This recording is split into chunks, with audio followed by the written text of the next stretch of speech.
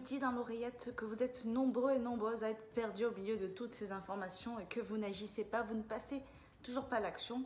Enfin bref, vous procrastinez parce que vous avez peur de mal faire en fait. Aujourd'hui, l'une des principales raisons pour laquelle tu n'agis pas, que tu ne passes pas à l'action, c'est tes doutes, c'est tes peurs, tes angoisses, ou tu ne sais pas par où commencer tout simplement et tu entends déjà plein d'infos, tu as voulu t'intéresser un peu au fit game, t'intéresser un petit peu à la santé, au sport, à la musculation, qu'importe, et t'es perdu.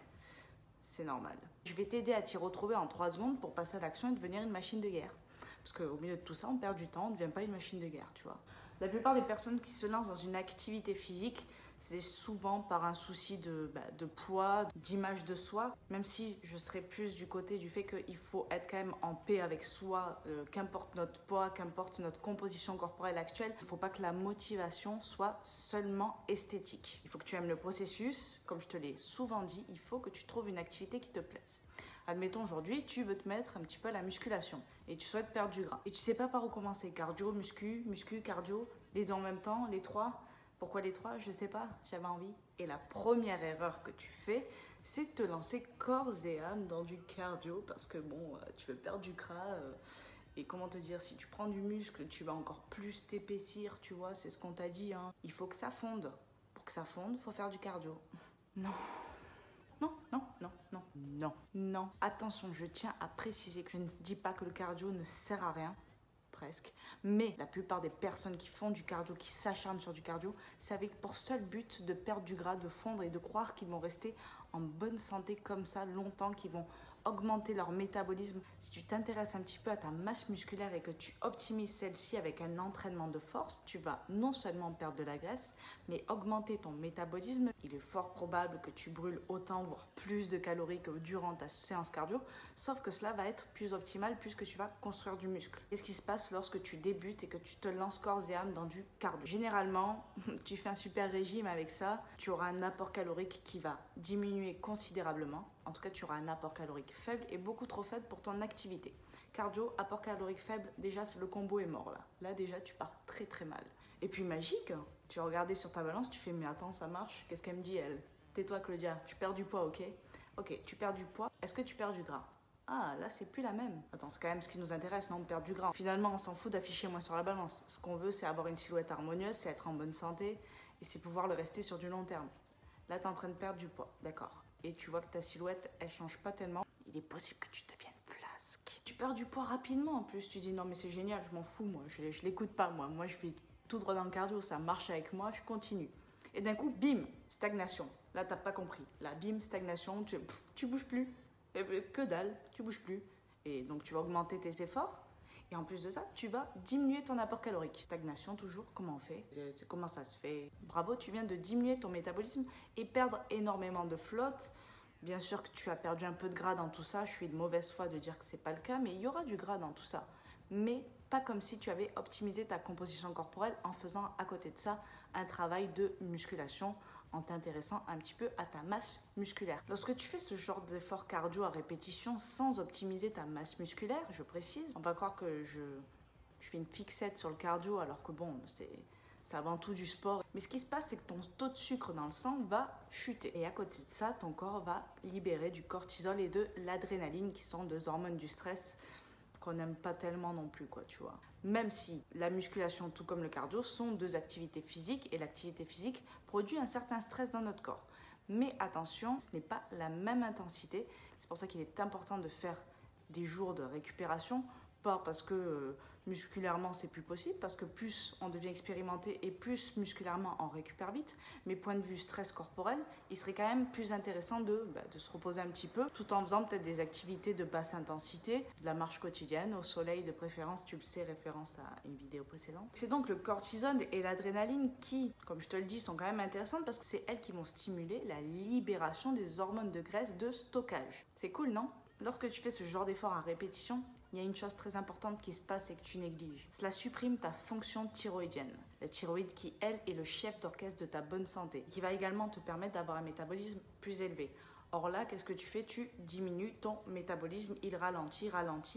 Et on sait qu'en même temps que le métabolisme ralentit, il y a d'autres fonctions physiologiques de notre corps qui sont endommagées, qui sont mises de côté parce que ce n'est plus la priorité de notre corps. Il ressent ça comme de la survie, donc il néglige certains aspects, notamment les hormones, que ce soit pour les femmes mais aussi pour les hommes. Donc certaines femmes perdent leurs règles ou un cycle menstruel compliqué, une libido en berne, pareil pour les hommes. Je vais pas te faire de dessin, mais c'est pas cool quoi. En plus de ça, tu as une humeur à couper au couteau, puis aucun de tes potes veut te voir, c'est mort. De toute façon, tu veux pas aller au resto parce que, attention, non, je peux pas aller au resto, je fais un régime les gars. Bref, tu t'enfermes dans un cercle vicieux très mauvais, je te le déconseille.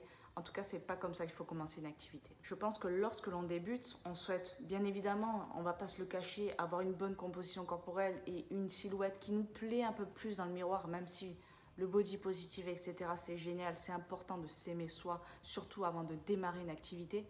Mais lorsqu'on souhaite avoir moins de gras, il faut avoir plus de muscles. C'est physiologiquement fait comme ça.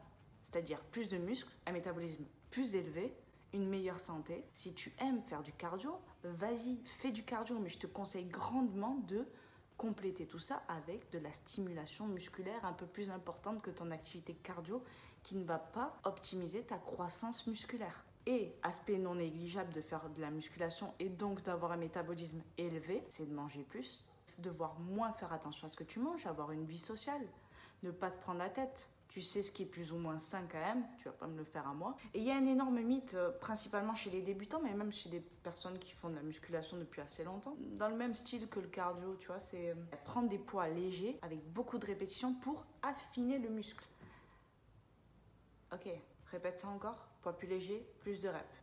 Ça ressemble à de l'endurance. Et c'est ça que tu es en train de travailler, c'est que tu es en train de travailler ton endurance et non un muscle plus fin. Tu ne peux pas façonner ton muscle aussi facilement que ça. Ça va principalement se passer déjà dans ta génétique et également dans ton assiette. Tout ce que tu fais lorsque tu prends des poids légers et que tu fais de longues reps, c'est que tu travailles ton endurance. Finalement, on est plus proche d'un effort cardio que d'un effort de musculation, bien qu'il y a des poids. Mais dès que tu auras progressé à ce poids-là, il y aura très peu de stimulation musculaire. Donc finalement, encore une fois, tu seras plus proche d'un effort cardio. En ce qui concerne ton alimentation, tu n'as pas à te prendre la tête. Protéines, glucides, lipides à chaque repas, de qualité, et fais-toi plaisir. Il faut que tu aies du kiff dans ton alimentation et dans ton quotidien. Il ne faut pas que tu te frustres, il faut que tu trouves des aliments qui te plaisent.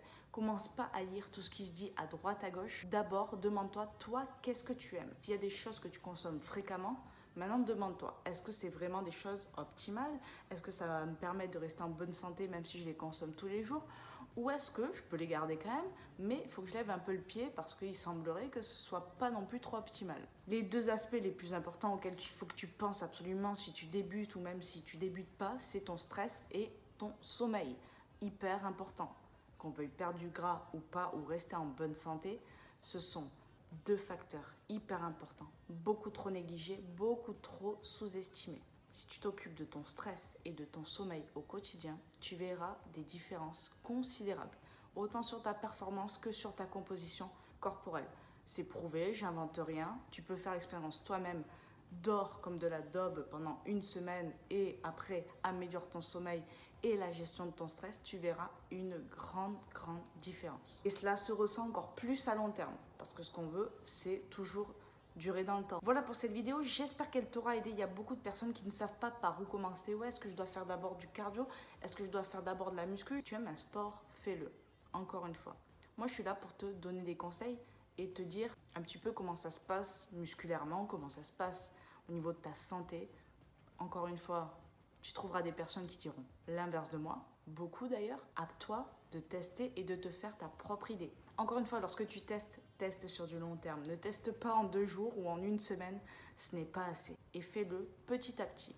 Ne produis pas des gros changements du jour au lendemain. Petit à petit, l'oiseau fait son nid. Je te dis à bientôt dans une nouvelle vidéo et en attendant, je t'envoie plein de good vibes. Good vibes. Good vibes.